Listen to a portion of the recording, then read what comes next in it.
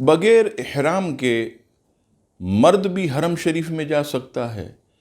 اور عورت بھی حرم شریف میں جا سکتی ہے۔ احرام جو ہے وہ خاص طور پر جب عمرے کی نیت کی جائے اس وقت باندھا جاتا، اور یہ بات بھی آپ کے سامنے آیا ہے کہ کوئی شخص 24 گھنٹے تو عمرہ نہیں کرتا، نہیں وہ احرام پہنتا، لہٰذا جو بقیہ وقت ہے عمرے کے علاوہ اگر کوئی شخص بغیر احرام کے کعبۃ اللہ کا گھنٹوں طواف کرتا رہے،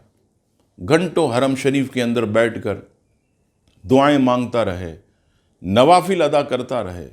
تو اس میں کوئی حرج نہیں، بلکہ یہ تو بہت بڑی سعادت ہے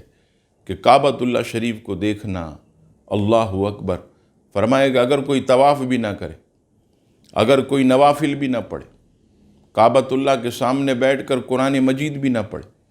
کسی قسم کا ذکر و اذکار نہ کرے، صرف بیٹھ کر کعبہ شریف کو تکتا رہے، اس کی زیارت کر، تو فرمائے گا اس پر بھی اللہ تعالیٰ کی بے شمار رحمتیں نازل ہوتی ہیں اور اسے جو ہے وہ عبادت کا ثواب دیا جاتا ہے۔